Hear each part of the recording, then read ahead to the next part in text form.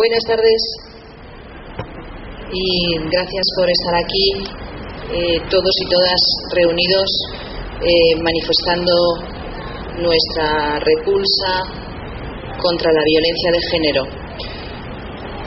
Vamos a comenzar dando lectura al manifiesto y a continuación guardaremos, como siempre, 5 minutos de silencio en homenaje a estas 64 mujeres que este año han perdido la vida y a todas las demás que llevan perdiéndola durante tantos años sin ningún motivo, sin ninguna causa que jamás pueda justificarlo.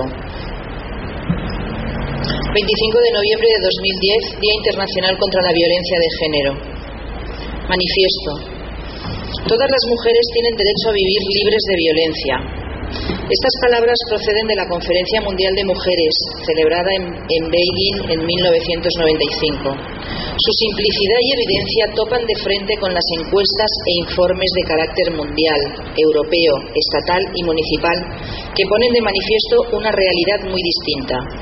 Las mujeres y niñas siguen sufriendo la violencia en todas sus formas: maltrato, agresiones sexuales, silencios, vejaciones, pobreza, aislamiento, discriminación, brechas salariales. El simple hecho de ser mujeres es un riesgo de sufrirla.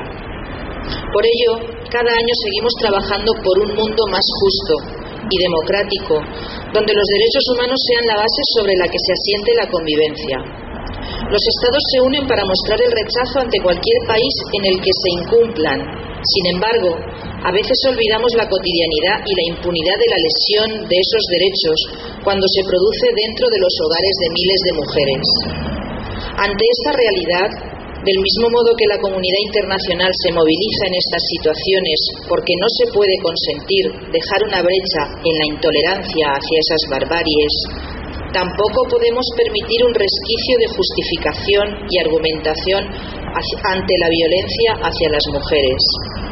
Por eso la ciudadanía y las instituciones deben aunarse al manifestar claramente el rechazo ante los agresores.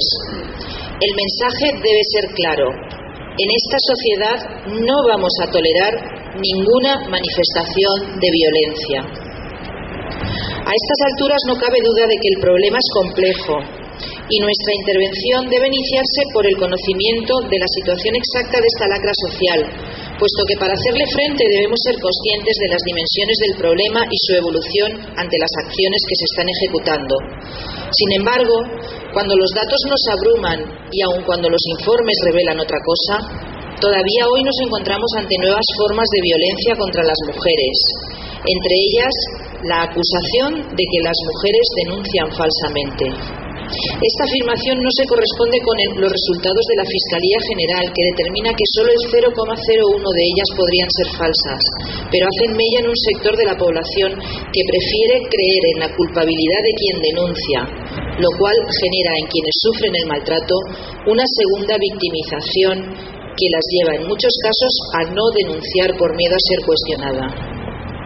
Desde que la violencia de género dejó de considerarse un problema privado, se ha avanzado mucho. Se han creado campañas de sensibilización ciudadana, acciones de formación para quienes intervienen profesionalmente en él, materiales de prevención en materia de educación, pero sobre todo se crean cuerpos legislativos que ponen sobre la mesa que existe un problema real y que estaba más extendido de lo que pensábamos. Sus raíces son quizás más profundas de lo que imaginamos. Ante esta situación debemos redoblar los esfuerzos y mostrar que no podemos consentir este tipo de comentarios, puesto que son nuevas formas de violencia. La violencia de género es el resultado más amargo de un problema que se encuentra en la estructura social, la desigualdad real que muestran las estadísticas y las vivencias de las mujeres. Porque en la esencia de la violencia de género se encuentra la jerarquía de poderes entre hombres y mujeres, que lleva a los primeros a creer que pueden y deben controlar, porque otro ser humano les pertenece y les debe obediencia a cualquier precio y para toda la vida. Para conseguirlo no dudan en emplear cualquier método, sean agresiones, insultos, control, aislamiento, silencio. No debemos olvidar que la violencia que sufren se expande en la vida de las mujeres, afectando su mundo laboral, económico, social, emocional, familiar.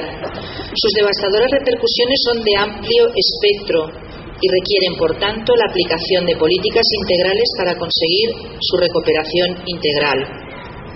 Por todo esto manifestamos nuestro rechazo ante cualquier forma de violencia y de justificación de la misma. Que el silencio ante todo esto nos hace cómplices y genera en el agresor una sensación de impunidad que le reafirma en su creencia de que lo que hace no es un atentado a los derechos más básicos. Que es necesario desplegar todos los esfuerzos de coordinación para que desde la ciudadanía de forma individual y colectiva y desde las instituciones se afronte el problema sin escondernos en falsas acusaciones o justificaciones. Que el empoderamiento como estrategia para que las mujeres adquieran y se les reconozcan sus habilidades y capacidades desemboca en la mejora de sus recursos personales para actuar frente a la violencia de género, y en ello debemos implicarnos, del mismo modo que la igualdad y la equidad actúa como un mecanismo de prevención. La denuncia es el primer paso para salir del miedo cotidiano y nos corresponde a todas las personas facilitar el cumplimiento de la legislación y no entorpecerlo, porque de él nacen el reproche de la conducta violenta y los apoyos a quienes la han sufrido.